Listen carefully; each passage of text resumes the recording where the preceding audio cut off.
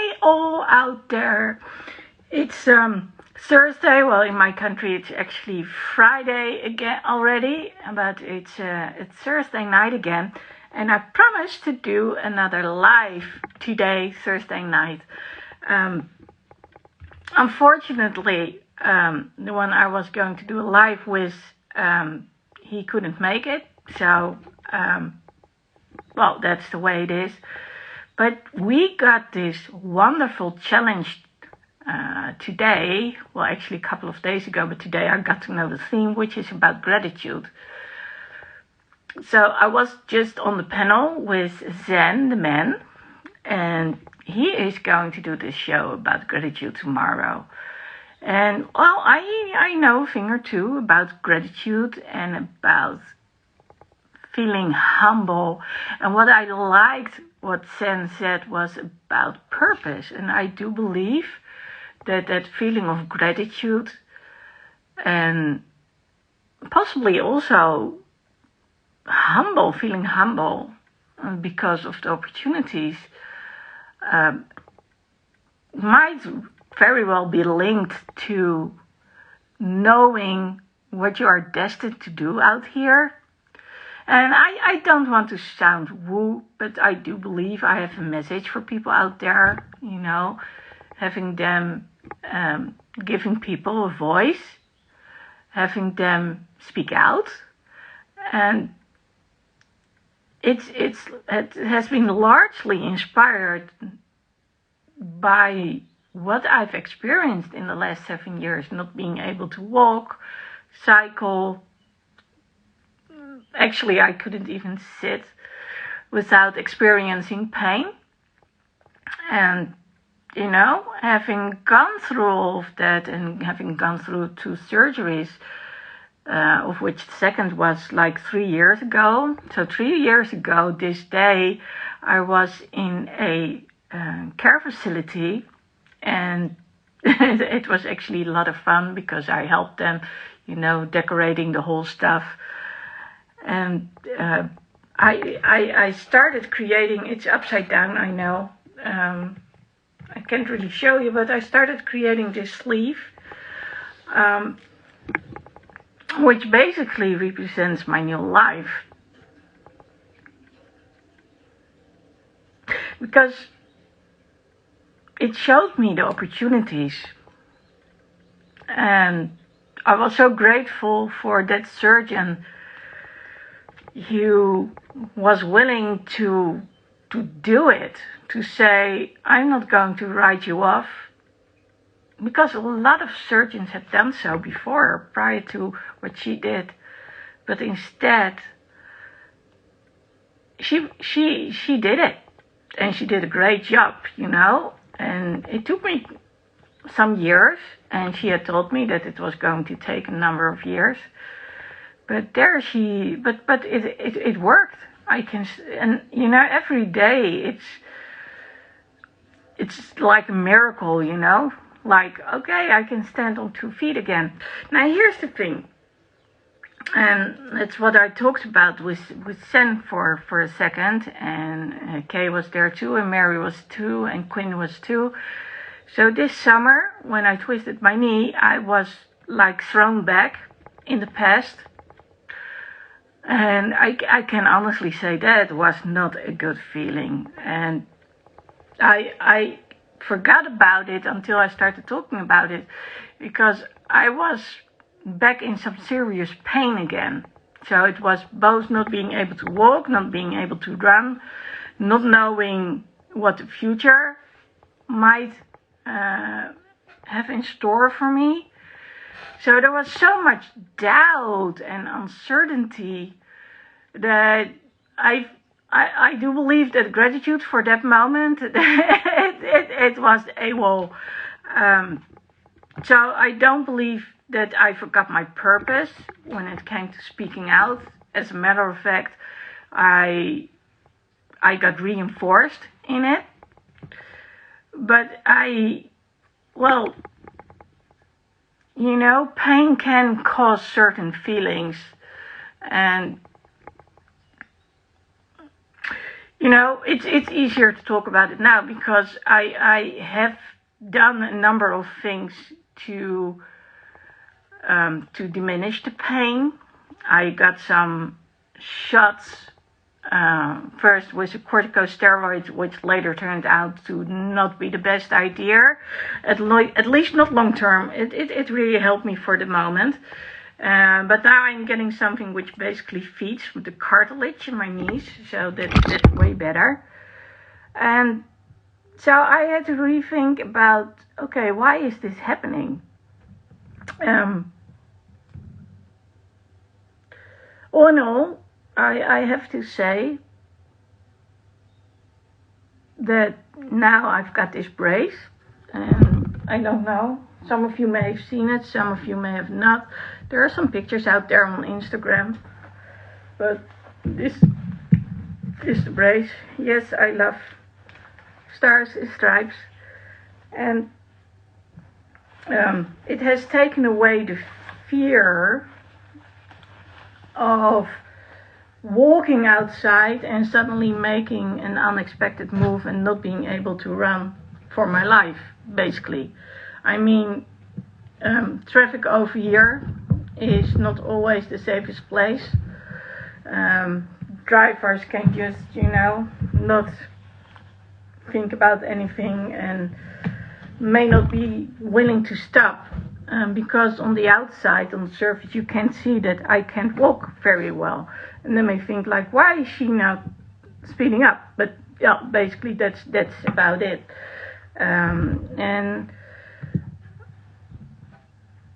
for a while that was actually one of my the things when I stopped walking with crutches. I was like, okay, I still can go quickly, so how will people know that I can't do it? But I found my solutions. I'm very inventive, I'm very creative. So when it comes to gratitude, yeah, I know that feeling all too well. And I'm not sure if for each and anyone out there, gratitude is also linked to a purpose in life. It could be, I don't know. But I do believe that having a purpose, knowing your mission, knowing your passion, does absolutely help with feeling grateful. But I have to say, I've got a wonderful surgeon, and again, it's at the same private clinic as where they helped me with doing the surgery on my ankle. And it's amazing what people can come up with if they go above and beyond, and they see you as a person. And I guess that was the most important thing. For a moment there, I felt like I'd been written off because of my age. And then there they were, and I actually said it to the surgeon. I said, "Wow, you make me feel heard, and I just want to express my gratitude there again for you listening to me and seeing me for who I am and understanding me, and not just deciding on, we're going to do surgery or this or that or the other, but actually walking me through all the options. And well, in the end, we're not going to do surgery on my knees, and the brace is a wonderful thing. And the funny thing is that even with the knee not being the way it should be, I do believe I'm still going strong, exercising my muscles, boxing again. And I guess that's when it comes to being grateful. Thank you. That, seeing the opportunities. And I had to fight for it, literally.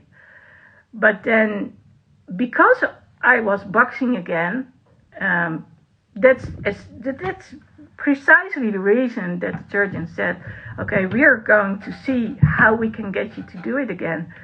And it was sort of like a long life dream.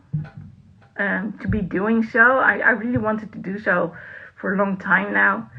And yeah, I have to say it's pretty cool. And the physical therapist always says, you know, the moment you start boxing, you get this grin on your face. You really smile, and that's true. And there are some videos out there, also on Instagram, where you can actually see me when I'm doing the boxing. And yeah, so when it comes to gratitude, I'd love to know what you are grateful for, and if that's linked to having a purpose in life or not, or that you've always been grateful just for being around, being in this life. You know, I've seen both sides. I mean, my dad was always the positive one. You know, he was big guy, 6'6". So there he was. And I don't think he ever talked about being grateful, although he did. He was on the side of the helpers during World War II. Now, he was only 17 years old when his dad died during World War II, and he had to take care of the family. But, you know, he was still going strong. And then there was my mom, who also had experienced World War II, but then in Indonesia. So that was a whole different story. And of course, she was a woman.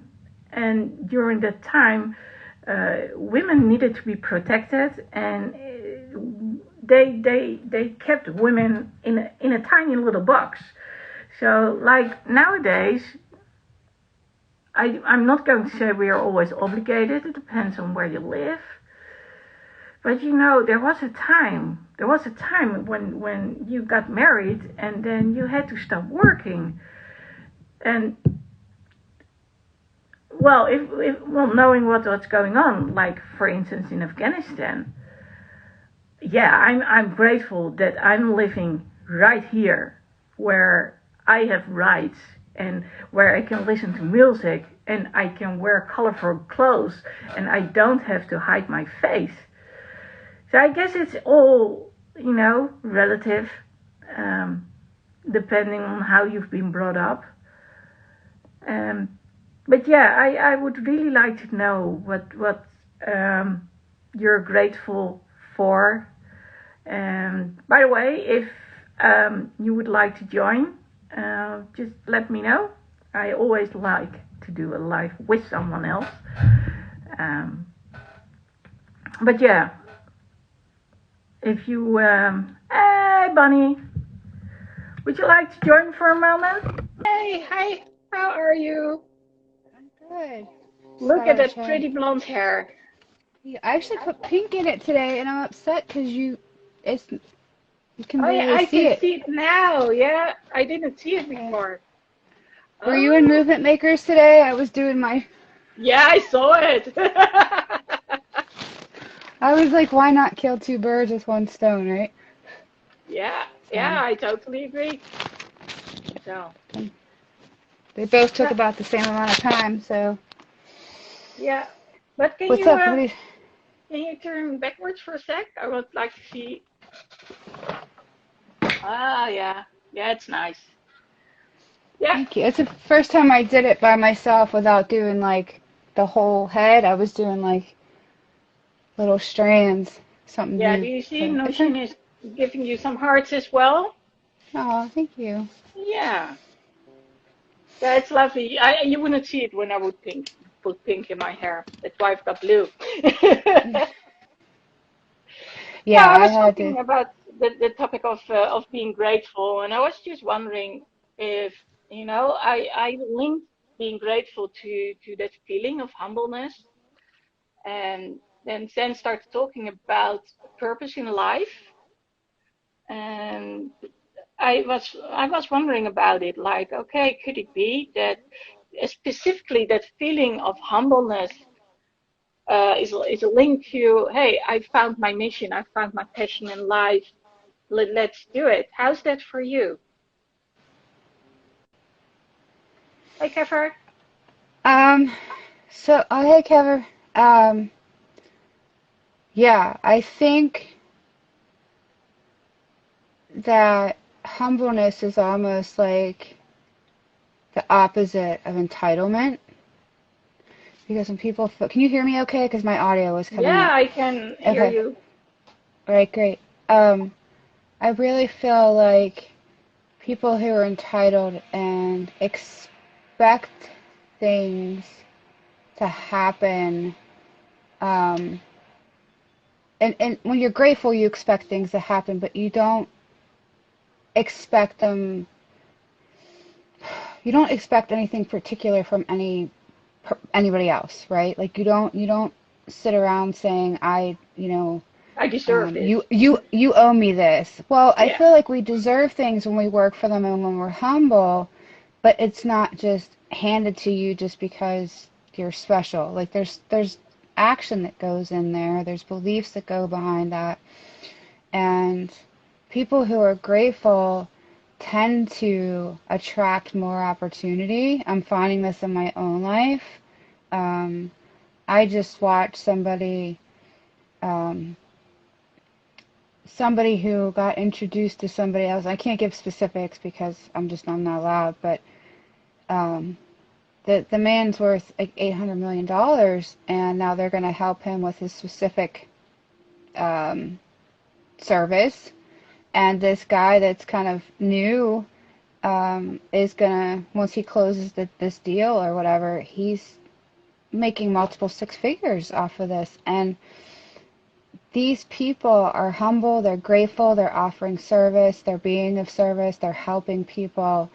Um, and when you're entitled and not grateful, you're always blaming what you don't have on somebody else or what yeah. somebody else didn't do. Um, and Could there be being jealousy? maybe, yeah, but I think they're always focused on what somebody else can do for them, not what they can do for somebody else, Hmm. or what other people should be doing for them, or service, whatever it is. And when you're truly grateful and truly trying, want to be of service, and your intentions are pure, um, that's when the opportunities really start coming to you. Because being like, so for my here, I'll give you a personal example.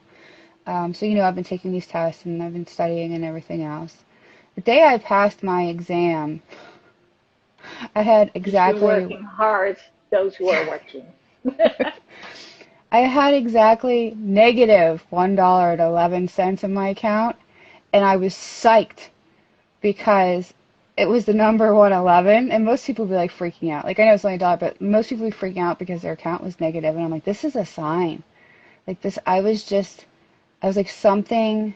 All of this that I've been going through, all this stuff I've been going through, it's a sign that better things are coming. And when you could be grateful for a negative bank account, like you're putting some serious positive, and it wasn't like it was a forced thing. Like I was super like excited about this. Like I took a screenshot of it.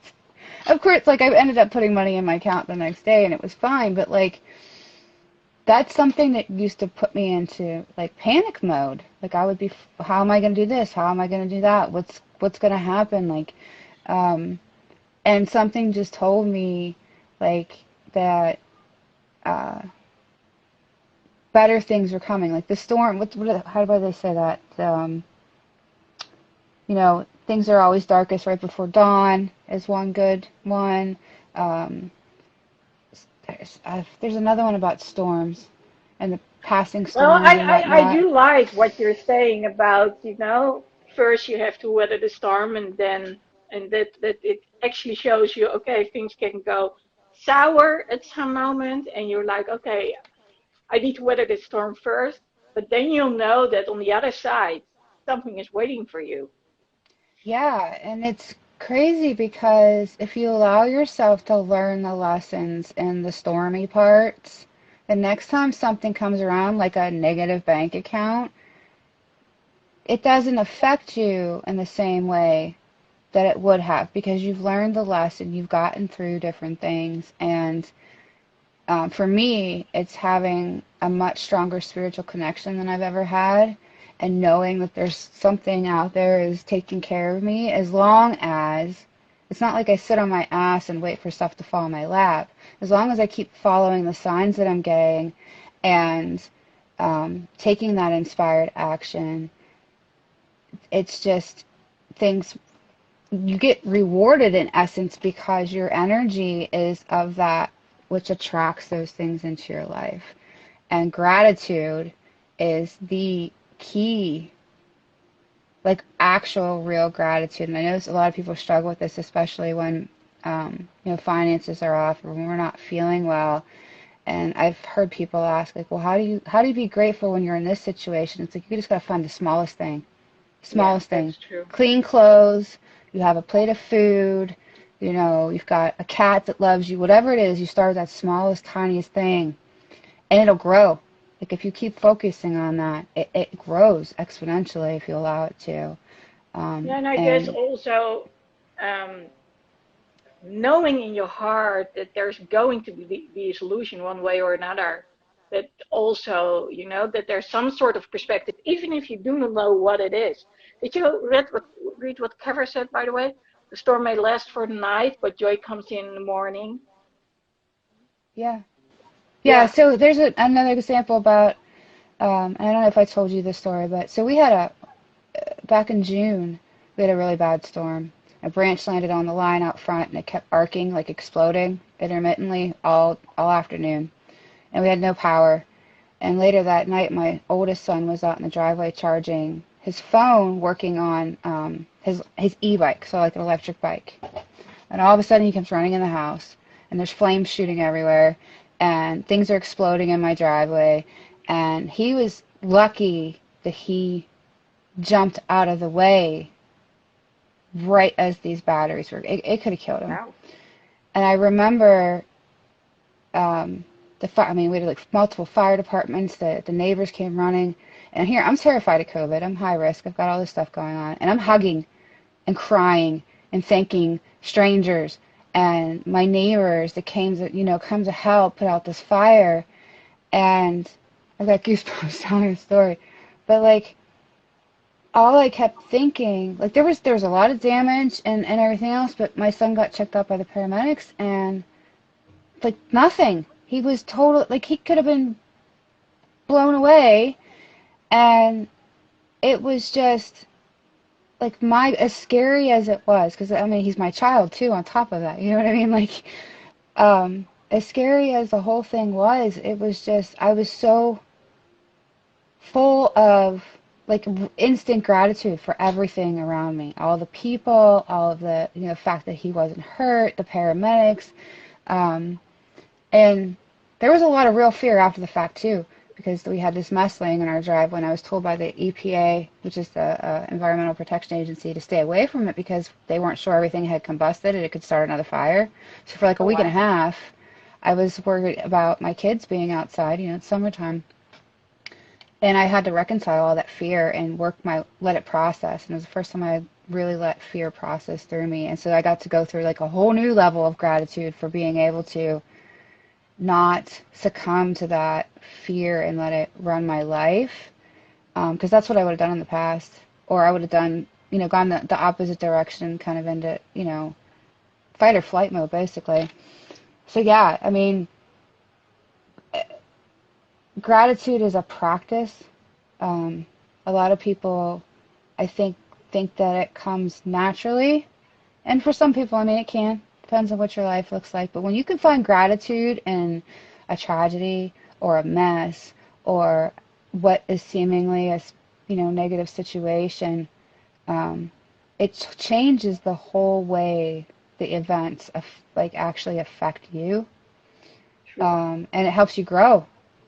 Yeah, I do believe it's linked to growth, personal development, seeing the opportunities, seeing what you may not be able to do, but then again also see what you are still able to do, and maybe because of what has happened, which may be a setback, um, being able to do other stuff And Kefir is right, face the size of a mustard seed.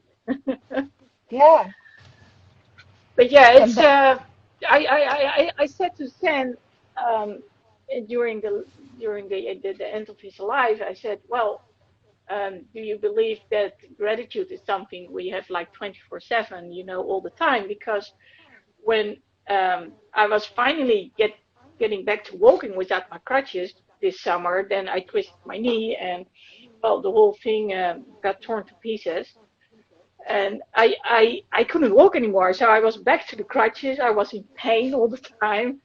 And well, the good thing is I'm no longer in pain. Just every now and then when I'm on the live, you can actually see my face turning into some sort of grin. That's when it's like, ooh, this hurts. But that's like a second or 2 seconds. Um, and I'm grateful really for when I see those pictures from 3 years ago when I was at the care facility when they had done the second surgery. And um, I felt like this surgery is going to change my life for the better. And she said, I cannot promise it. That she was really, really obvious about it. But now looking back at those pictures, and I decided at that moment that's why I've got this. Yeah, you can't really see it, but I know sort of showing this mine is link. really hard too. I'm like, wait, which way do I turn? Yeah, it's always nice when you're standing, but not when you're sitting. But this was basically for me my new life, and that's what's being tattooed on here. And if I look at all the opportunities, and if I don't know if I would have known that this was really about giving people a voice and speaking out myself and teaching other people how to do it, if I hadn't gone through this and basically through all what has happened in my life. So Yeah, it's exactly where I'm at too. We were talking about that earlier. It's like, or yesterday maybe. Um, I have a unique, for what I'm going into, what I'm doing now, I have a unique, I guess, angle. Um, Based on all the stuff that I've been through, I can reach an entire audience that most people can't. Um, I mean, they can say stuff, but I can actually, like, I went through that. I know how that feels, and this is how I got out of it.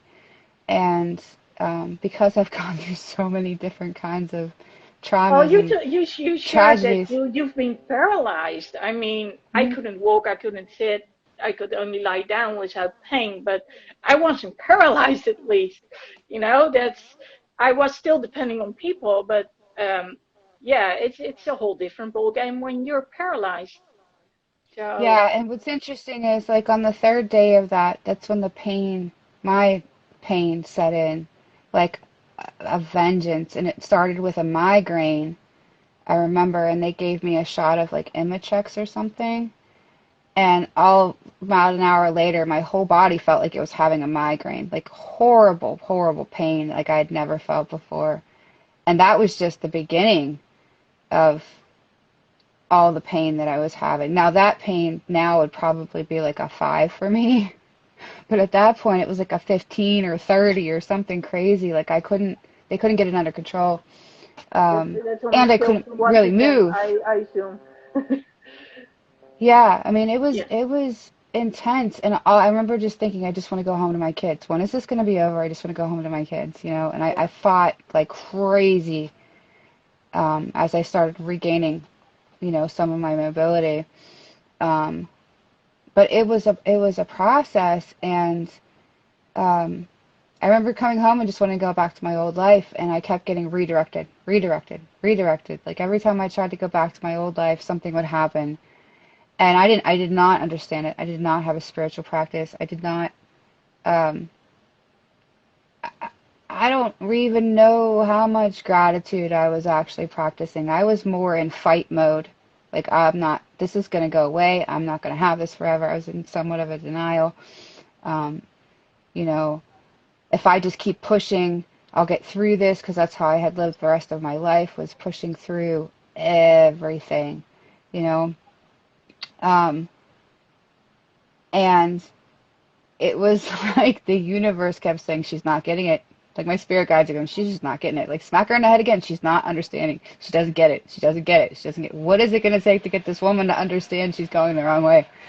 And it took a good 5 years, 6 years, maybe, before I started to realize, hey, maybe this is not, that's not what I'm supposed to be doing, or maybe not doing it that way. Or basically, I just wasn't taking care of myself. I was putting everybody else first. And Yeah. so, because I kept doing that and I kept having babies, so babies were, a lot of care. So that just compounded that. But I was angry a lot of the time. I would have pain and I would get angry, like really angry because it was stopping me from doing what I wanted. It Yeah, wasn't I sad. totally I get didn't it. cry anymore. I just got really angry. And again, like I said, I was not getting it. Uh, and eventually, I'm gonna be honest, I don't remember. Actually, I take that back. The tipping point was that day at my psychiatrist's office when I told him I quit all my meds because um, the one that I had been taking for 15 years, he was like, well, that could be causing all your problems. I was like, F this, I quit, I'm out. He's like, I'm done. I've been talking to you for 15 years about the same stuff, and I'm getting worse and worse and worse. I'm out. And when I finally did that and kind of cut my ties with that, that's when the universe opened up. It was like, yes, she finally gets it. We're not moving in the right direction. And all these amazing things started happening a little bit of time. Now, it obviously wasn't over. That was kind of what I call the second part of my healing journey, but it was a really good start, taking my And power it's back. one And of the hardest things to say, I'm going to put myself first, because only when I feel good enough and when I have the energy and the strength, I can take care of other people.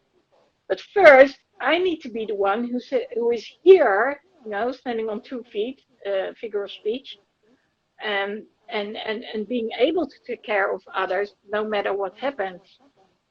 But yeah, I've had my fair share of burnouts, and not to mention all the other stuff. So I do know what it's like to not even being able to read.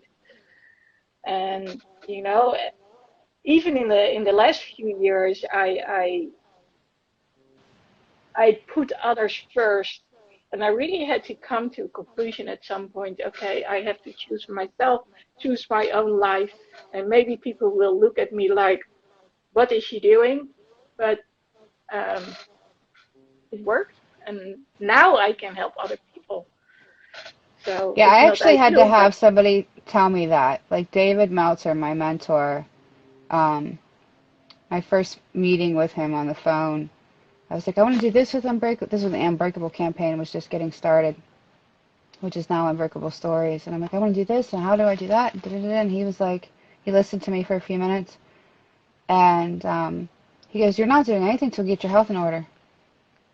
And I'm like, well, that was a slap in the face. I was like, but I realized in that moment that this man that I barely knew, and he knew limited about me, had a message that I really needed to hear, and he was absolutely right. And it was like, okay, well, this guy took his time to talk to me, and I'm looking for his advice. I better take it. So um, that was, I really feel like the universe kind of delivered him to me because they knew, it knew whatever that I would actually listen, yeah, and to maybe we him. need to go through that anger first, in order to come out on the other side of appreciation and gratitude, and combined with humbleness, like, because I heard it from a friend of mine. She actually said, I don't want to go to a conference with you anymore, because you were, the last time we were there, you were so angry, and it was right after my first surgery.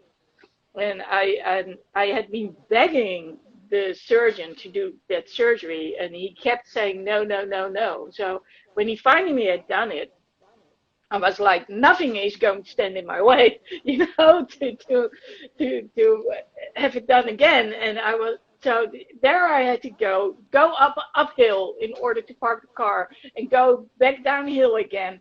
And then the disabled restroom, people were using it as well, and it was slippery, and with the crutches, you just and I was like, no one is going to jeopardize this. And the funny thing is that if people see me nowadays, I've got totally different attitude. But back then I was like, no, you're going away. You're not going to stand in line. And that, yeah, maybe that was the universe talking too. I don't know. I do know that the one who was teaching all this stuff, Roy Martina, kept asking me, why can't you walk yet? Why haven't you healed yet? And for me, the answer nowadays is, I believe I had to go through this journey in order to be able to help other people. Yeah, that's the same way I feel about everything. We were talking about that earlier. That's the same reason Yeah, and it's so hard to explain to people who are going through it right now, And I probably would have told people to F off too if I had been like, if somebody had said to me, well, you're going to help somebody with this someday. I'd be like, I don't want to. I just want it to be done, Maybe not. I've always been a helper, but the pain was so intense. I get it, that there was times where it was just like, this is not worth it. Like, what? I don't want to do this. It's not worth it. Why am I dealing with this? And you just like, I wanted to be over, so many times. And it's hard to explain to somebody who's in that amount of pain that it'll all be worth it in yeah. a way. With pain comes purpose. It sounds like, how does it work? But it's true. Yeah, yeah. And I get it. Like I said, if somebody told me then, something good is going to come out of this, I'd have been screaming at them and like, get away from me. I don't want to talk to you. You don't know you don't know how I feel. You don't understand. Da, da, da, da, da. Which is why it's so important for us that have gone through these things to reach back and help lift other people up, because we actually have gone through the thing. Yeah, we Whatever understand that it. thing is. Like I get spending 30 minutes crawling up my stairs to use the bathroom because my legs didn't want to work, and having to call around and get all kinds of assistive devices like a shower chair, and all at 30, what was I, 32, 33 years old. I went from coaching soccer to not being able to walk or type or eat, or it was like having a stroke basically. Um, and like, don't even, when I get into it, like, I felt like a failure of a mother because I was like, I can't do anything I couldn't do anything for my kids at that point. Luckily, they were old enough that they could make simple meals and stuff and help themselves, but it was like, So here I you was are, just, you are depending on everyone, and your thought is, I'm failing as a mom. Imagine that. yeah. Well, my mental health was in a really bad place at that point too, which is, I think, what actually spurred most of this. Was a big part of it. Um, but yeah, I felt like I should be able to do better. I should be able to heal faster. I should be able to make this go away. I should be able to push through this. Like, all of these things, all these expectations I put on, I was not in gratitude at all. I mean, it wasn't until, and maybe if I had known this part back then, I would have been more in gratitude, but my doctor told me probably, I don't know, 8 or 10 months after the fact that they didn't think I was going to wake up, like that I was going to survive. And I'm like, that would have been nice if somebody had told me I was, dying, because when I got home, I probably would have been a little more grateful for my life. But that wasn't the case. Like I said, I was angry at everything I had lost versus being grateful for everything I still had. And I'm just going to 100% honest about that. I was not in gratitude at all. I was grateful when I got home because I just wanted to go home. Um, but nothing else in that. I was grateful for the people who were helping me. So there were people who were helping me get groceries and stuff. Of course, I was helpful or grateful for them, but not probably not as much as I could have been, or maybe I don't know. I was never grateful for the fact that I was just still living. You Oh, you know, can always it's send a easier to be grateful card for somebody or else. say thank you to those people now. Yeah, well, I mean, I think I expressed my gratitude, but at the same time, it was like I couldn't, I couldn't do that for myself. Hmm. You know what I mean? It was another one of those things where, um, I ended up writing thank you cards and stuff like that, but it I was so, like, you can't be angry and grateful really at the same time. Yeah. They can't really coexist. No, You no, can't be grateful and fearful at the same time. no. You can That's bounce true. very rapidly. You can bounce between the two very rapidly, but Yeah. you can't actually be experiencing them both at the same time. And I just, Well, I do believe that it has to do with the stages of grief. Jen mentioned it rapidly, and I was like, yeah, oh yeah, he's that got for a point sure. over there. Yeah. You're having an identity crisis. I literally had an identity crisis. Here, Jen is there, so he can. Yeah, this is waving. I literally had an identity crisis and went through the stages of grief because you grieve the person that you were. You have to let that person go. And that's why I said it took me a good 5 years to come to terms with that was not my life anymore. And I felt like, I went to school and I studied and now I'm not using that. I got my career. I worked for this. I worked for that. All of it's gone. And I didn't understand at that point that that's because I was becoming like a whole new person, basically. So, but yeah, And always that I question: when is it going to end? When it's going to get better? yes. But you can't demand it. It doesn't work that way. And see, when you're a person that's so used to just push, push, push, go, go, go, just get through it, just survive. I was in survival mode for most of my life. Um, you you're accustomed to being able to push through things, and I was also really creative about solutions. So I come up with these crazy ways to get through whatever the hell it was we were going through, and having cognitive impairment and then physical impairment at the same time, and like losing those skills for a long period of time. Um, I was very much feeling helpless. Oh, I totally get it. I totally get that. So we are the queens of personal growth, by the way. Thanks, Yeah. Suzanne. So the So question is, how did you go through that period? Was it like you didn't have a choice, so it just happened? Time went by, or was there something that shifted during that time? sorry, my earbuds are cutting in and out. Can you still hear me? Yeah, I can still hear you. Okay, It's a they little bit. reconnected. My earbuds are acting funny. Um, the switch, I think what happened for me was I did not like the person I had become. I was angry and anxious and raging and OCD and all of these other things. I was on a lot of medications, and I talk about this in most of my interviews, but I was on like a dozen different psych meds. So when I walked in that doctor's office that day, and he told me that this medication I've been taking for 15 years was probably causing most of my problems, I was pissed. Yeah, I can imagine. I was like, I'm getting angry about dishes in the sink. Like, I was rage angry. And I was like, this is not who I want to be for my kids. And even in that moment, it still wasn't about me. It was more about them. But it was enough for me to just say, I'm done with this. And that was the shift. And I came about it in such a weird way. Like, everybody has different ways that they kind of make that shift when they do. But for me, it was losing the trust in the one person I thought I could trust, which was my doctor.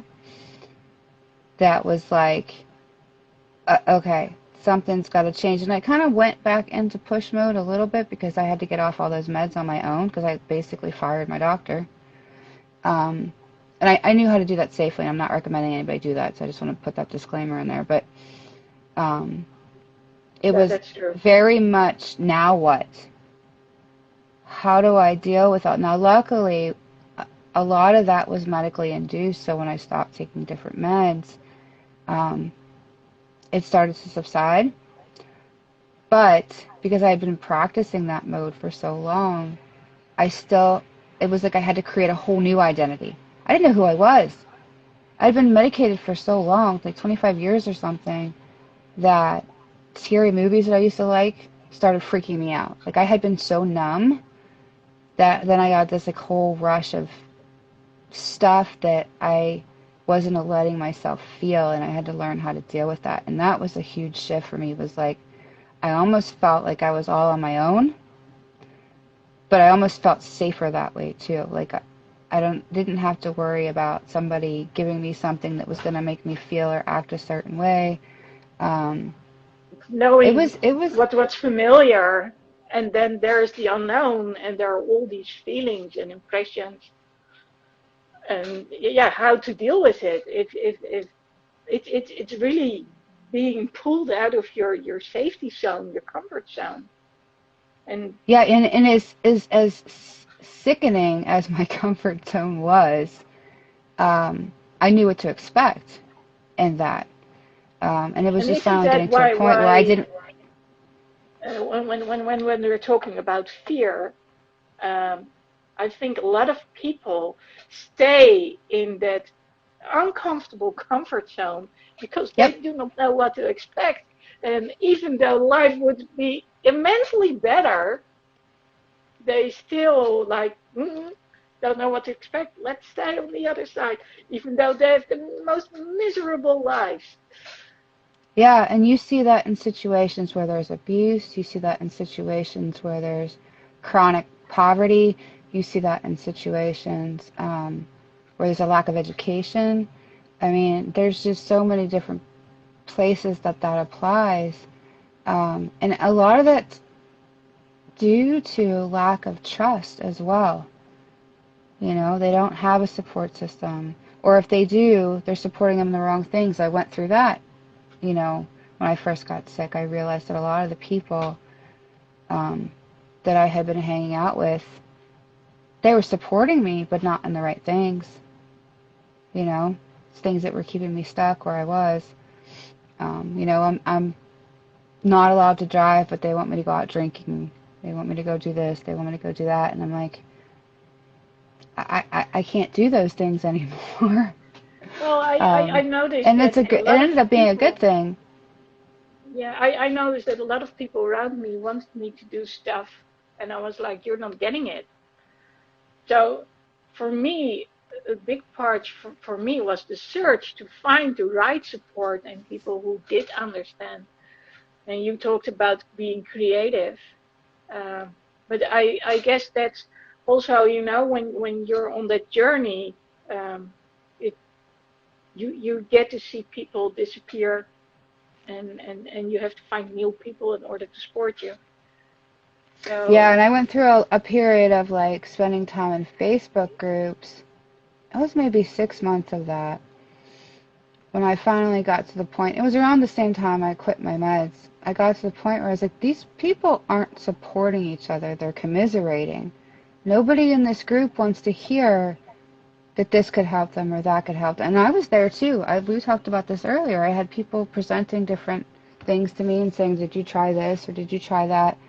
And I'm like, no. You know, and then finally, when I was ready to hear it and listen, those things actually helped me. Like EFT tapping is something I do almost daily, and it's helped me a lot of different ways. But when I first heard about it, I was like, why the hell would I want to do that? Like, what does that do, you know? And the groups, I had to leave the support groups because I started learning all of these new techniques and stuff was helping, and I was getting better, and I was trying to share, and they were like, you know, that's impossible. Nobody gets better that way. And it's like, okay, you know, and I would get attacked for suggesting something. natural, like, oh, you're against meds, and I was like, no, like I still take meds, I just don't take those meds, like I just combinations. You don't have to be all or nothing with this stuff. Find what works for you and combine it and whatnot. Um, but those just they weren't the right people for me. They weren't ready to hear. They were basically where I was a year or two prior, but I wasn't yet equipped to help them because I had only gotten just a little bit further than they had, you know. Um, but that's why our Unbreakable Stories is so important, and um, sharing different people's journeys, because sometimes you just need to hear the message from a different messenger in order for it to actually sink in and for you to go, oh, you know what, that does sound interesting. Let me try that. Give it a shot. It can't hurt. But a lot of those people, unfortunately, are as uncomfortable as they are, like you said, they know what to expect every morning or every week or Yeah. whatever. They know what level of pain they're in and do not want to risk adding to that, even if it means it could be something that takes their pain away. For a Yeah. lot of them, unfortunately. It's just everybody has a different trigger point where they're going to finally, some never realize it, but most people have a trigger point where they finally go, okay, I think I'm done with this. I think I want to try something different. Yeah. There's hope. But I guess it all depends on the surroundings. Who are you talking to? Who is there to assist you? And what I've Yes. noticed in the last couple of And strength years of is, character too. yeah. Strength of character is a big part of that because my husband left a week after I came home from the hospital and Hmm. went to another state for 3 or 4 months. And we had just reconciled right before I went in the hospital. So we were like, you know, it was a very interesting time, but you're right. Like I was fortunate that I did not have anybody besides the doctors telling me that I wasn't going to get better. Nobody around me understood what was going on. They were like, oh, she'll be fine. That's what everybody said. You're strong. You'll get through this. I almost wanted to punch somebody at one point because I'm like, Yeah, I don't want to be this exactly. strong. I don't want to be this strong. I don't want to do this anymore. Stop telling me that. Uh-huh. You can have it. You can be strong. Um, but I've seen a lot of cases, unfortunately, in these groups where the husband, mostly the husband, like I've mostly groups with women, where the husband just didn't get it, and this poor woman in her mid-30s with little kids, and she's trying to manage. Like, say my same situation, and my husband was gone, so that was a little different. He didn't understand. I didn't understand. Nobody understood what was going on with me. They kept changing their minds. But a lot of situations where the husband, because the woman can't perform in the way he wants her to, he leaves because and it's basically he can't deal with the things that she's trying to deal with, um, or the situation becomes abusive. I've seen that too, and it's. Well, they're I'm not looking going to at go too it deep and into that because it's it's terrible. So I'm lucky I didn't have that particular part of it, right? Um, it was tough for sure, but I didn't have that part of it. I just had a lot of people around me who did not understand what was going on. well, Um, I do and that, believe that the not understanding that I don't know what's worse, the physical pain, not being able to do something, or the surroundings not understanding you and not supporting you. I, you know, I still remember, and that was literally 7 years ago when I just got on my crutches. It was during Christmas time. That the way I got brushed off. Oh yeah, that's her. You know, she always has something. And then 4 months later, oh my yeah, brother actually experienced the same thing, but he was in a cast straight away. He got help straight away, and like 4 months later, he was already doing aerobics again. So totally different story. But for a moment, there was this. Oh wait. Okay, but that the lack of support, especially the lack of understanding from people, like you need to be perfect, you need to be doing this, that, and the other, and instead you can't, and them not knowing how to deal with it. That Yeah, may be I one of I the think hardest things. for me, I'm not going to say that was one of the hardest things, only because, and it was, again, this is one of those things where it's different for everyone. I wasn't used to depending on anyone. From being this small, I was the one everybody depended on. I helped take care of my mom, I took care of my sisters, I took care of the house, I started babysitting when I was 10, other people's kids. Like, I was the one that handled everything. And I think that was one of the biggest overarching lessons when this happened was learning how to ask for help and accepting Yeah, help exactly. and not being the one that had to do everything for everyone all the time. And switching out of that role was one of the most difficult things. But because I was so used to not having that support and being very independent, self-reliant, that part didn't, it, it did and it didn't. Like, I was definitely resentful here and there where I was like, I did this for you and you can't even help me with blah, blah, blah. Um, I had some of that, but it wasn't, again, a lot of it for me turned to anger. Wow. It wasn't feeling sorry for myself. It wasn't being jealous. It was a lot of anger. Yeah. Well, the thing was, I started asking for help because I've always been independent myself, Hmm. and being dependent on other people. Um, I mean, for you, you just described it like it took you 30 minutes to go to the restroom, and I remember, having come straight out of surgery and having to go upstairs, to do certain stuff, and I was like, okay, I'm going to pull myself up. I'm not Right. supposed to put any weight on that foot. Well, you had it even much longer than I did, um, but it was the refusal from them to actually support me. That was what was actually maddening at that time. Like, I'm asking you for help and you're not hearing me. But then again, I do believe that that's also, I'm here to give people voice, to help them to speak out. And hadn't that happened, I wouldn't have been able to teach people, okay, regardless what people are saying, and even if they say no, go and say it again, ask it again, be more specific, explain your why, explain what it does to you, and of course be creative and find other solutions as well, because we don't want to be dependent on other people. But yeah. Yeah, I went through that a lot with my oldest son and the school district and doctors and everything else. He's on the spectrum, and I would ask for help for him over and over and over and over again. I still not nearly as much now. He's older now, but um, it it was one of those things where uh, I was hyper focused on my kids and how getting them what they needed and not on myself. So I was used to asking for help on behalf of them, but not directly for me because again, I was the one that could handle everything. And I don't wear that title proudly anymore. I used to. I guess they call that like martyrdom or whatever.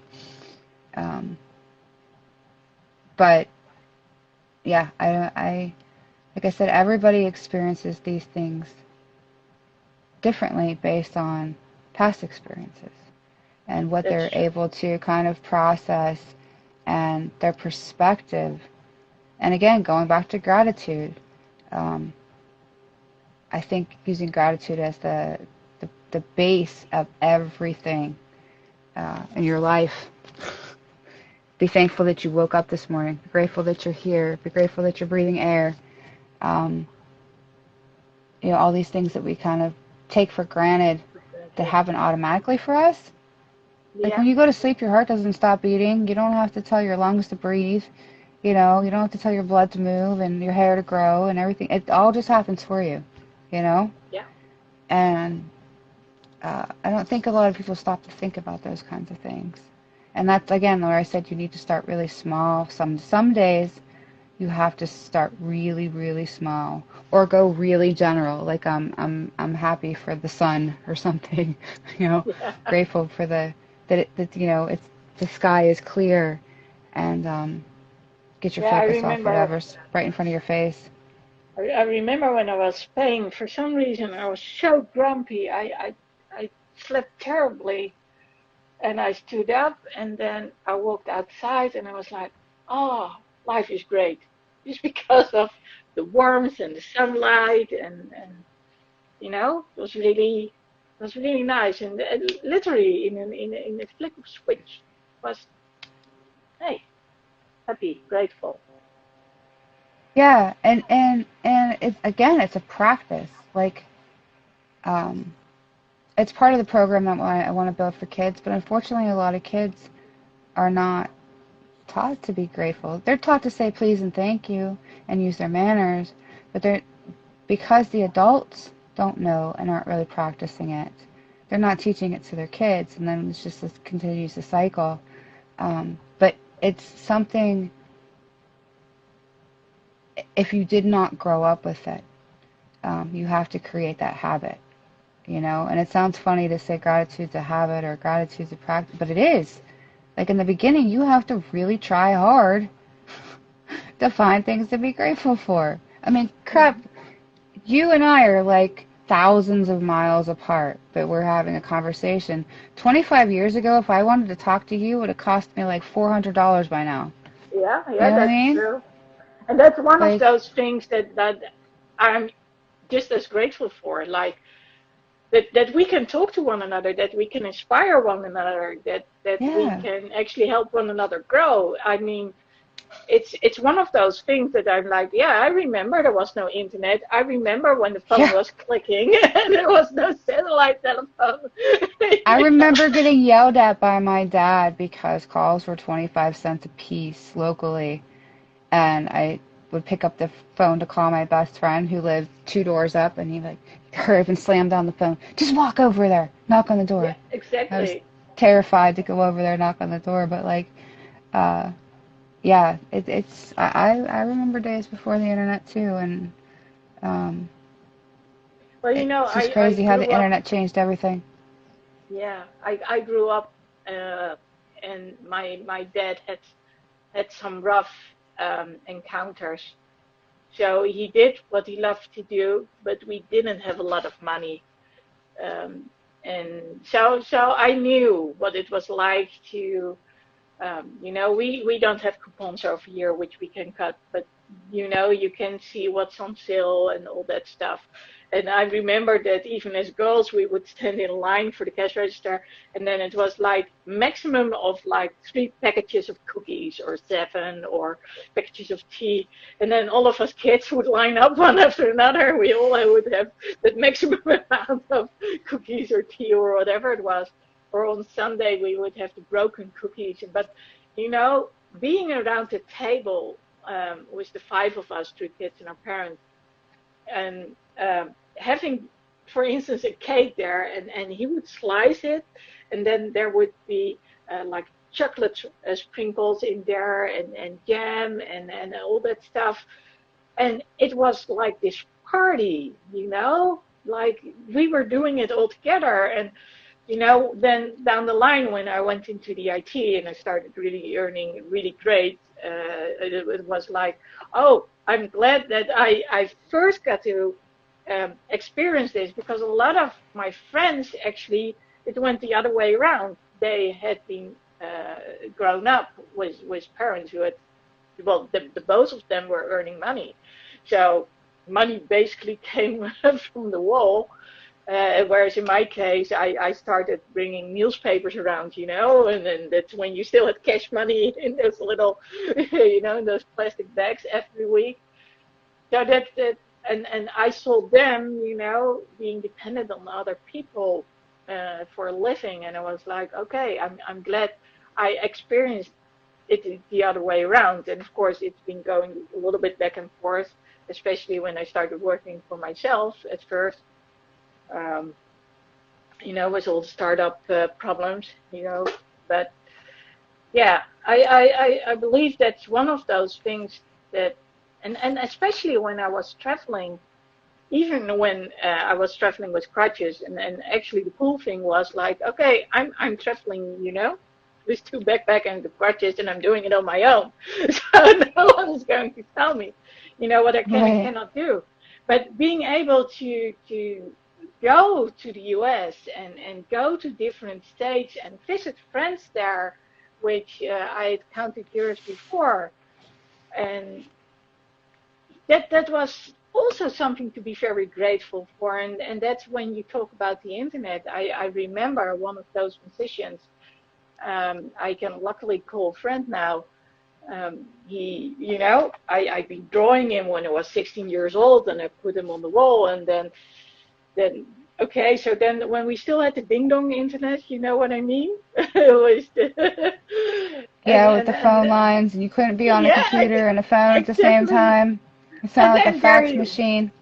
Yeah, and there he was, and we were talking, and at some point he helped me. I had my first burnout back then, and he said, "Yeah, that's when you're an artist, when you're creative, you've got highs and lows," and that really helped me get through it. That's And really true. I've experienced that myself.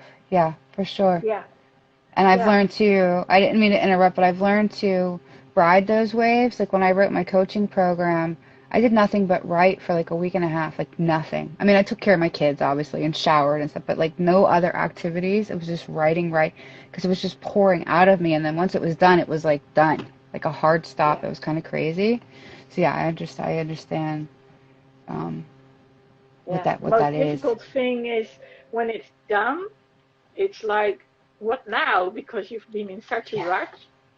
Yeah. And then getting back to normal. What's normal? I need to do something. Yeah, that it's that weird calm before the storm feeling. Like you're like, what's about to happen? This is kind of weird. Yeah, Things are too calm. Yeah, yeah, yeah, but it was cool. So in the previous century, at some point I said he was going to go solo, and I said, well, if you can arrange tickets, then I'm going to see you. That was my first trip to the US. nice. So that was, and that now, if you see how easily things are going nowadays, and I think the second time I actually got to see him, he came to Europe. He came to perform in Belgium, and whole different ball game. But yeah, I'm yeah. When it comes to being grateful, the fact that we are talking now to one another, Yeah, um, yeah, that's certainly one of those things I'm very grateful for. So yeah. I was talking earlier to the guy that brought me into the financial services industry, and um, yeah, thank you, Nushin. Not sure I how to was say it. I was telling him how I don't have many in real life friends, like people that I see. I have maybe three now. And I haven't, because of COVID, I haven't really seen them much either. But um, I was like, all of my relationships have been built online, which is something. And then in that moment, telling him that, I realized how amazing that really is because um, I have the ability to feel people's energy even through Hmm. technology now that I allow myself to. Um, and people really struggle to make real connections online. And people like me and you, Zant, we have this natural ability to be like our real selves online and make real friends online. Like all of my people that I call my friends for the like most part, like I said, other than these three people, are all I've never met them in person. Yeah, You but know? we And can be like these are ourselves. people who like if something would happen to them, we'd all be like doing whatever we can just like in real life. Like there's just because I can't touch you doesn't mean you're not a real person. You know? Yeah, Um, and it's funny. Chronic illness, being chronically ill and high risk and all that other fun stuff. Um, enough, it prepared me for being in lockdown. So when lockdown came around, I was like, all right, cool. And I'm not trying to to like, but I had already been at home alone with the kids with no contact with anybody else for the most part. You know, my husband obviously, but like, um, I was so used to that it was like, okay, like there was a couple things we had to figure out. Like my husband had to go do grocery shopping, and I had been doing all the grocery shopping for 20 some years. But I was so grateful that everybody was home safe and that like they weren't being forced to go to school at that, because nobody really knew what was going on at that point.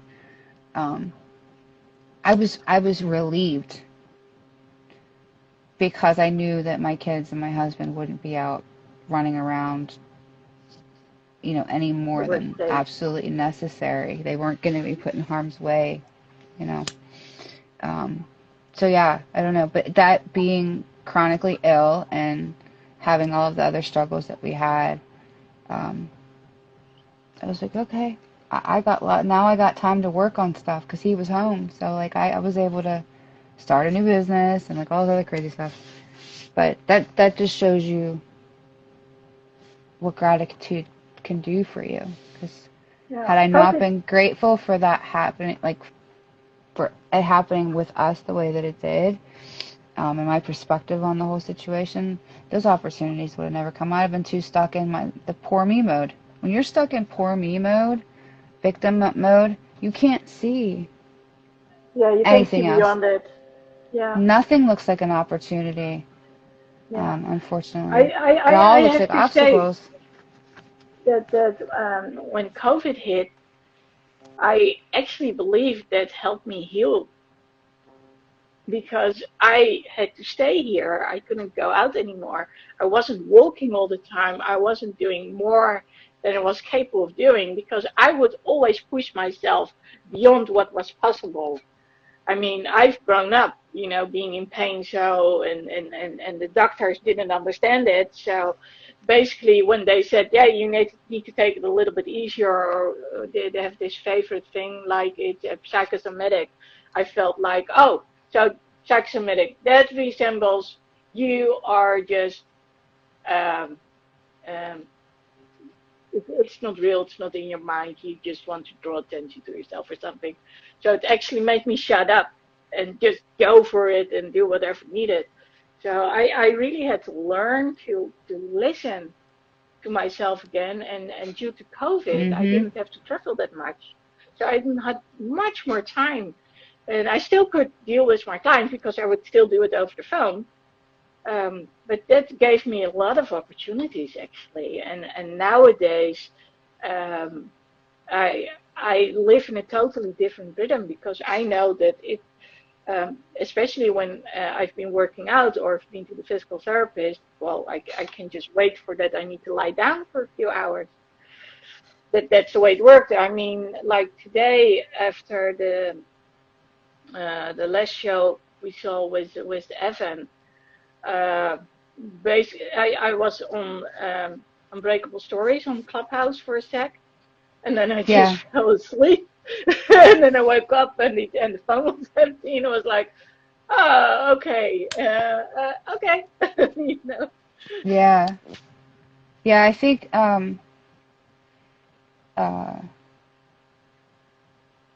without COVID happening, I wouldn't have learned how to sew. I wouldn't have learned to make masks. I wouldn't have started making other things. I wouldn't have ended up on David Meltzer's TV show and winning a pitch competition. And I wouldn't have had the money to join Movement Makers. And I wouldn't have met you and Zan. Like all of these things, because I looked, and I'm owning this now. Before I wasn't. It felt really wrong to be saying these kinds of things. But because I looked at it as an opportunity to get things done, get ahead, not feel behind, take advantage of, you know, opportunities that were coming my way. Because I did all that, that's how I ended up where I am now. And had I retreated and just looked at all the negative parts, I was scared to death, trust me. Like, it wasn't like a cakewalk or anything. I was terrified. I had a feeling ahead of time that something was about to happen, and I was preparing. before that all happened. But I remember my husband going, you're overreacting. You're overreacting. I'm like, I just bought $600 worth of groceries and household stuff, and just it's gonna get used, so it doesn't matter. You're overreacting, and the next day we got put in lockdown. I'm like, am I overreacting now? We have all this shit we need. But anyways, it's a mindset shift, just like everything else we talked about. It's a practice, and in the beginning you have to force it a lot of the times, and then it starts happening naturally, and then you have to make sure you're practicing. Because I definitely fell off my practice for a couple of months and saw the detrimental effects of it. Like, my life started to kind of slide, and I'm like, I get a couple months in, and I'm like, what the hell happened? Oh, well, I'm not doing this, I'm not doing this, I'm not doing this, I'm not being great, I'm not saying thank you, like all these different practices. And sometimes we need to see that in order to appreciate what we have been doing. Yes, for sure. And that's what I teach in my course, is to do the stuff when you're feeling good, so that it becomes a habit, so that you're not struggling to remember to do it when things are feeling bad. And that goes for a lot of, like, any habits you're trying to create. Yeah, that's true. You have to really get it. Yeah, you just brought me back to when the lockdown started. I was actually in Los Angeles, and so when I got back, I was in Los Angeles, in LA. Oh, okay. Yeah. So when I got back to the Netherlands, it was the most weird vibe I had. Here I was, in Amsterdam, and I was going back, and I sometimes had to go back and forth between The Hague and Amsterdam. And first of all, the speed limit had changed; it had gone down, but also there was no one on the road, and it was like as if everything from one moment to another had turned from like summer to winter time, from all those bright colors to practically bleached. I can't explain it in any other way, but that's what it felt like. It's like a ghost town. Quiet. Yeah. And I mean, that was driving between The Hague and Amsterdam, which normally it's crazy. And I really had to get used to it for a little while. Like, okay, I'm back. And of course, there's a huge difference between the US and the Netherlands already, because the US is basically a 24/7 economy and the Netherlands is not.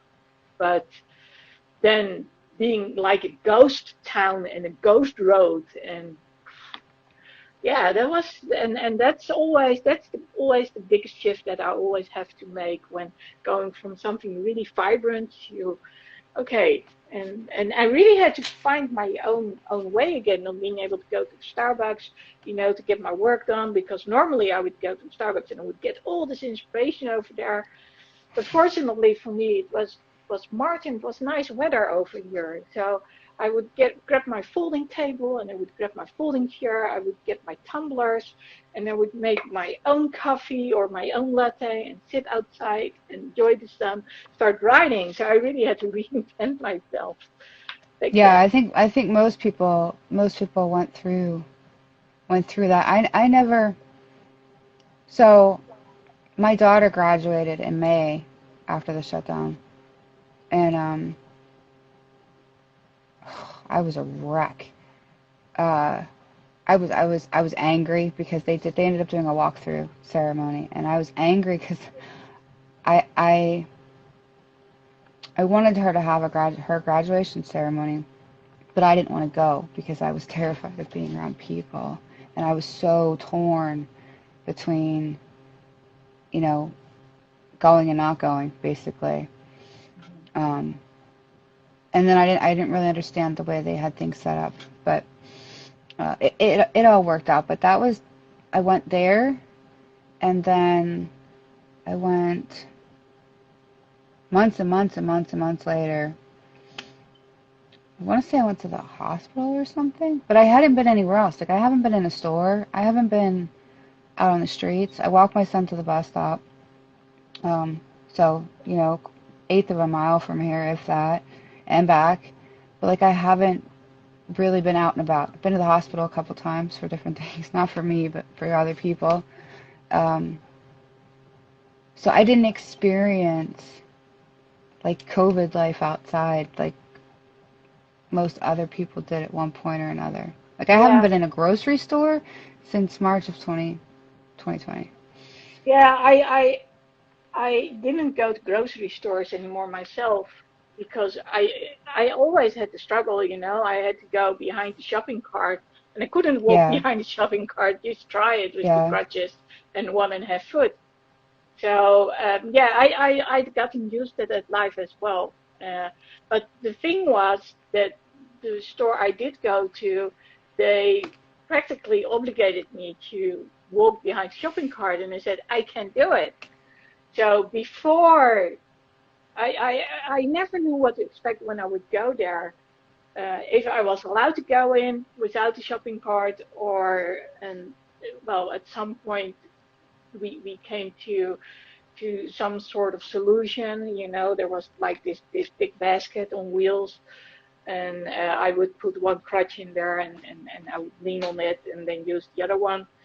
And then, of course, the manager went away, and then there was a new manager, and they didn't tell one another what they to which solution they had come up with. And so then I had to start all over again, and that was kind of frustrating. But yeah, I know for me, and maybe that's the preparation you were talking about. I don't know, because I'm used to doing certain things differently because of, yeah, the limitations I have physically. yeah. I still find myself doing. I've overcome a lot of it. And then what I have can potentially go into remission and then be active, and go in remission and be active. And I'm sure you're familiar with some of that. But I still find myself doing things the way I had to for a while, like every once in a while, because it became a habit, like all the adaptations I had to make. Um, and I'm kicking myself, like, don't be lazy. Like, I'll push something with my leg instead of reaching down to push it with my hand, those kinds of things, because I didn't used to be able to bend properly. I'm like, you can do this now. You could use the exercise. Bend down and push that I in. would play soccer with those little baskets on the floor. You know, I Yeah, had my crutches there, and then I would swing, you know, backwards and then forwards, and then, it yeah, would go down the aisle, and people would be laughing because I was like, yeah, I need to do something. If there's no one to assist me, what do you expect? right, I'm going to wait. exactly. Yeah, I've done some pretty ridiculous things. I remember having this was like years ago. Um, but I nursed I nursed all my kids, but I nursed my third for the longest, and I remember having him. I was walking through the store, and he was hungry. I'm like, I'm not leaving the store. I got a half a cart of freaking groceries. I'm not doing this all over again. And I used to wear two shirts, so I was always covered. I remember wrapping him, the thing around me, and getting him situated and walking through the store with two hands on the cart because he was held, and people kind of looking at me. I was like, hey, what's up?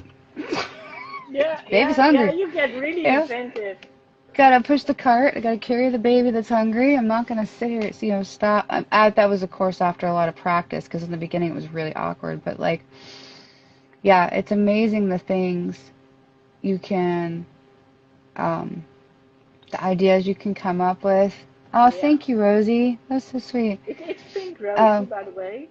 yeah, that was sweet. Um, it's amazing how when we let ourselves adapt, Yeah, how good we really are at it, especially as humans. yeah. Um, You know, I learned to use the backpacks. And then at first I had one, and then when I wanted to travel, I would get this military backpack. And people always are surprised when they lift my backpack. It's, oh, it's heavy. they're But there's a heavy. My towel son in has there, there one. are pencils in there, there's an extra scarf in there, there's like a raincoat cover, you know, anything that you can imagine, whether it's chargers or it's all in there. My medication is in there. And that was the one thing during COVID, um, that we didn't go out anymore to any restaurants.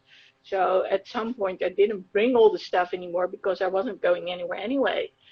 And so when I first started going to restaurants again, which was actually this summer, um, the first thing I needed to do was I had to walk back to my car because I got this allergic reaction and I couldn't swallow anymore. So I was like, oh, this is not good. And I know when to stop in time. So, but yeah, in order to be able to eat and drink again, I really had to go get that stuff. So I had warned my friend, if anything happens, you need to know these are my car keys and you need to get and go get the medication from my car. But in this case, walking was my solution. But yeah, at first it was like, okay, I forgot how the world works when we can go out. And of course, it's been locked down again over here at least. So everything is locked Yeah, down. I'm anticipating that that's going to be coming here at some point too, within the next couple of months. They've found a case of that new variant here in the Yeah, the States. Omicron. Yeah, and I'm gonna be honest with you. Sending my son back to school, he was out for an entire year. Uh, Mostly, and I'm gonna just mostly because of me.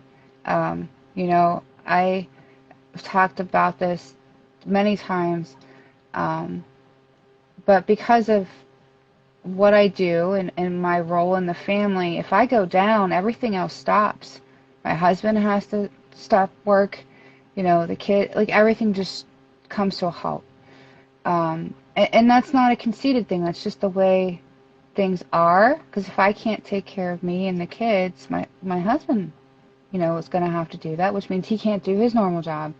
So anyways, it got to a point where the mental health aspect of having my son home it was getting really bad for both of us. And our school was doing a really good job about keeping the numbers low. Even when the county was high, our school was low. And I was like, you know what? His mental health is more important. He needs to go back. My mental health is important. I need him to go back. But we're at a point now where, so I can't get a vaccination because of the Guillain-Barré syndrome that I had. You know, I don't have a medical exemption or anything. It's just I haven't gone to that point. Like I don't, you know, need it. But they have now approved the vaccine for kids in the 5 to 11 age group, and both of my youngest kids are in that age group, and I'm not getting them the vaccine because A, because of my history, and B, because my daughter got it and she's still dealing with really horrible side effects from the one vaccine. I'm not going to go into details. It's not political. What I'm saying is we're going to be looking at making another shift, because if they make that vaccine mandatory like they make all the other ones for kids, I'm going to have to pull my kids out of school. Yeah. Yeah, because for me, thing. it's almost life or death, and I'm not willing to risk their lives and their health. And it sucks because, again, the virtual learning was not the best environment for my son.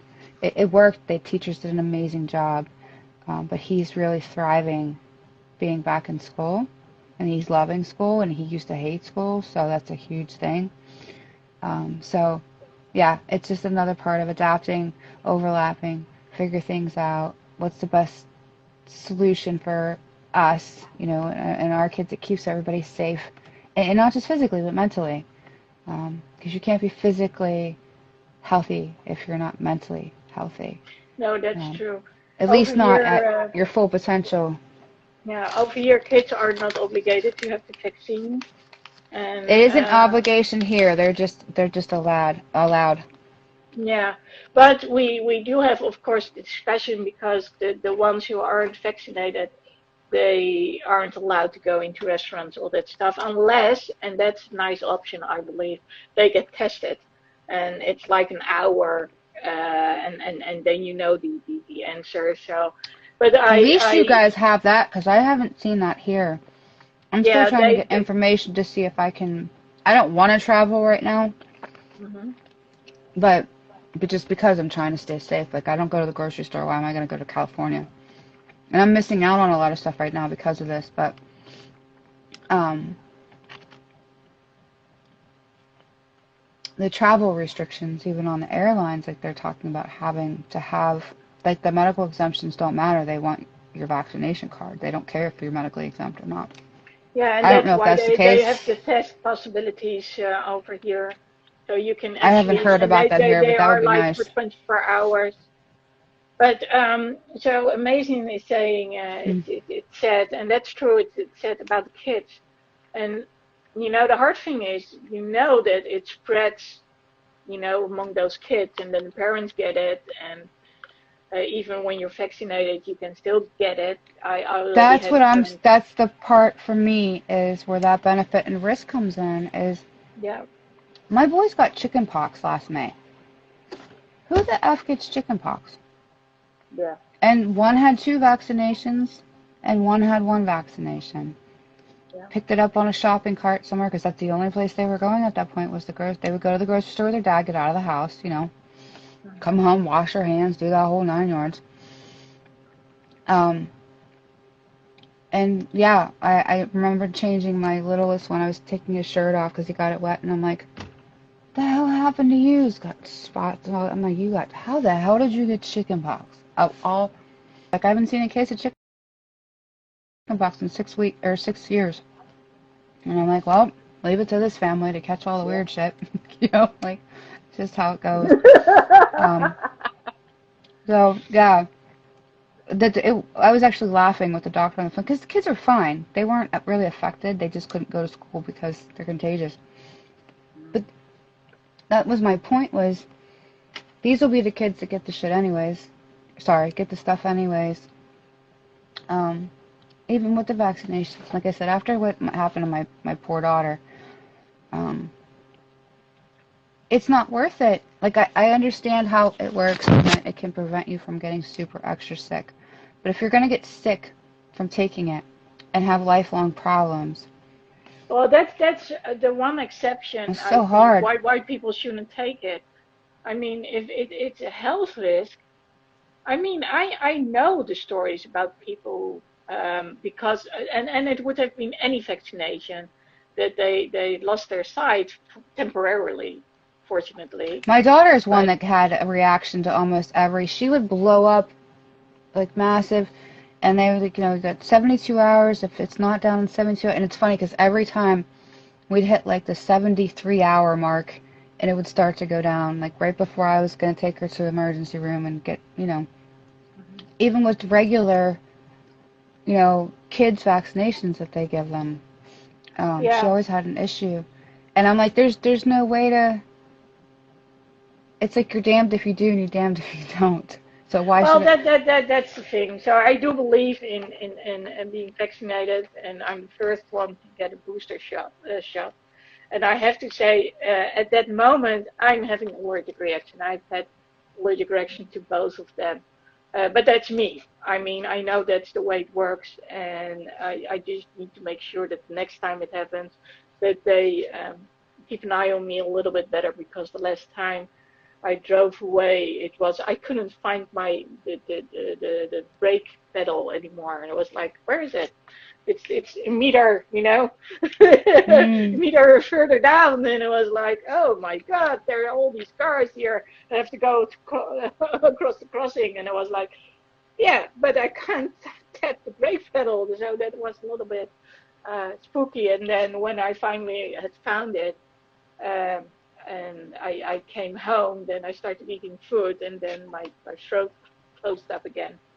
So I was See, and I panicked that find that day. interesting because I'm allergic to all kinds of stuff.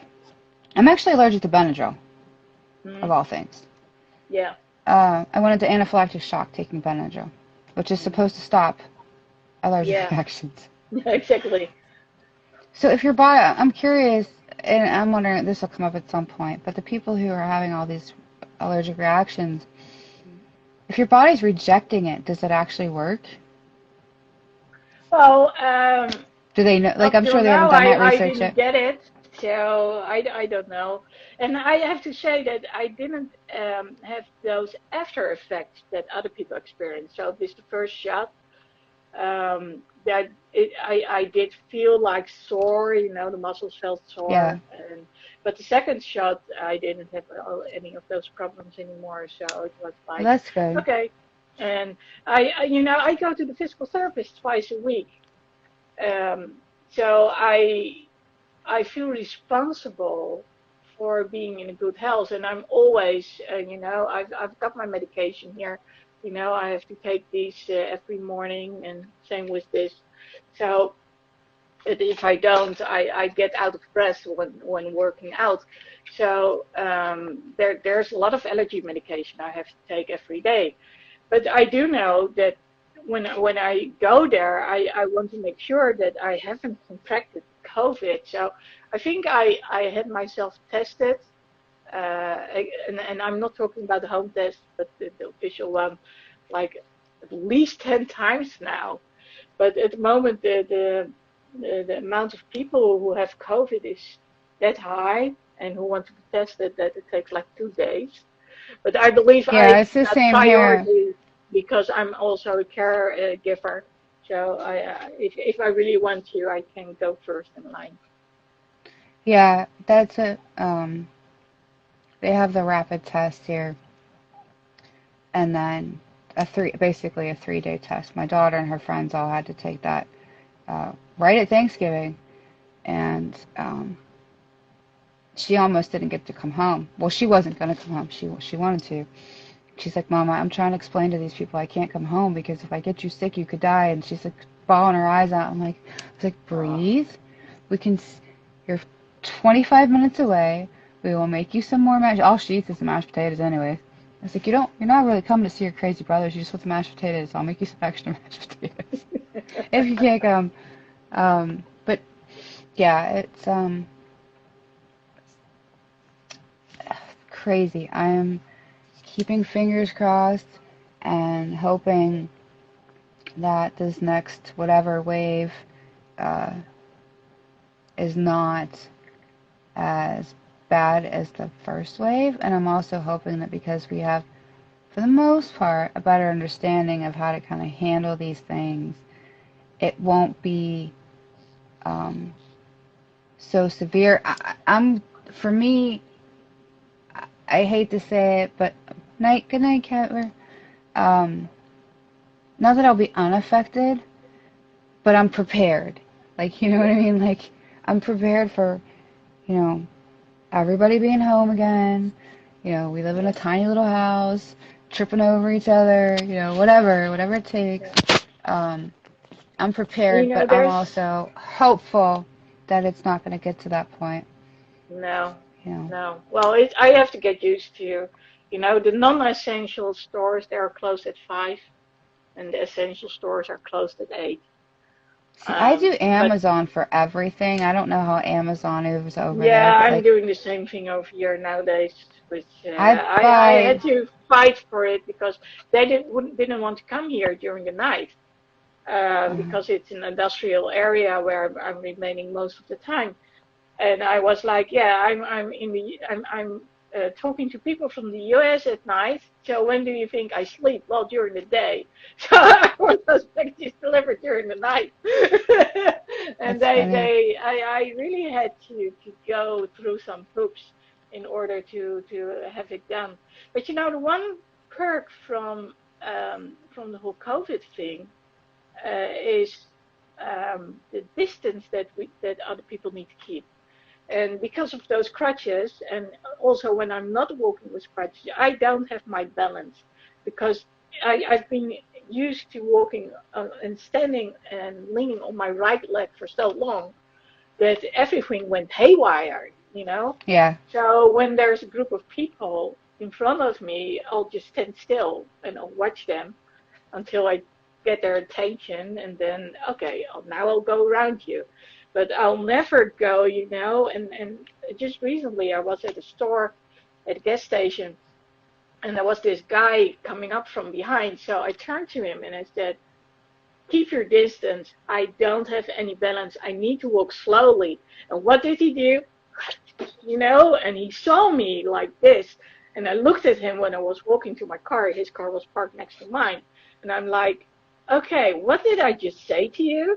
So he did Yeah. apologize, but and that's one of the few things that make life a little bit easier, and especially those in the autistic center spectrum. They, I believe that they are more grateful too because it's They're not being forced to go out with people. yeah, Yep. that That too. was a big thing with my son. Um, he's very close and open and extroverted with those that he trusts and knows. But other than that, Yeah, he's very um, it's he's new, not it's shy. unknown. He's very cautious about people. Yeah, Um, he had some pretty tough stuff to happen to him too, which I'm not getting into because it's not my story to tell. But um, he's really good at reading people because he yeah, observes, and he's yeah. got I know my what as you much say. as he doesn't like to admit, but he's got my uh, energy reading ability. It's just built into him, and he knows. You know, he he's a really good judge of character. Let's put it that Yeah. way. He's really Yeah, good at I've that. noticed the same. I've got some clients who are in that spectrum, and it's always amazing. You know, I'm one of those people who actually get hangry, and he Yeah, can so I was tell. like nibbling on this Kit Kat because Yeah, I but forgot to eat he dinner. can tell before I know. He will say, "Let's drive past the McDonald's." It's not the most healthy option, but he already knows that I'm going to lose energy, and then I'm going all over the place with my mind because I can't focus anymore. And Yeah, that it's brain always fog weird. sets in. That Yeah. brain fog and monkey mind sets in. I know that's what happens to me too. I know that I need to Oh, the drink some monkey orange mind, juice I and then love eat it. something. Yeah, it's just like Yeah, I know exactly all what you over the mean. place. Yeah. Yeah. That's funny. That's funny. Yeah, and It's actually almost on six that in the note, yeah. yeah, I It's need to go to bed. I didn't realize we've been on yeah, here for same a long here. time. It's been great. Yeah, Um, I loved it. I was Thank like, I'll you. hop on for a few minutes. It's been like an hour and a half, I think. So, Yeah. actually longer, almost 2 hours, I think, because I Yeah, got my off my battery meeting is at 10 almost o'clock. dead, but and it's almost six in the Yeah. morning here, so Well, here's I our love. here's our one collaboration done. Yeah, we did, and I That's so loved funny. talking to you as always. So, Yeah, and me I do too. believe that a lot of people enjoyed listening to us too. So that's good. Yeah, So, so adding have a good value. night's sleep. Thank you. And Thank you. Yeah, I'm gonna actually shut my alarms off. Jameson isn't going to school tomorrow. He's had a rough couple of days. Um, his throat's all swelled up. He got kicked in the face yesterday. Uh, oh, bloody no accident. Um, but I'm like, you know what? I'm not stressing about the school thing. If they can shut school and not have school for 2 months, he can miss a few days because he doesn't feel well and not stress about it. yeah, So it is what it is. And on that note, I will see you probably tomorrow on Zan's yeah, stream. you will see me again tomorrow. So, All right. okay. Sleep Well, well. good night, sleep. Bye Thank you. bye. Good night.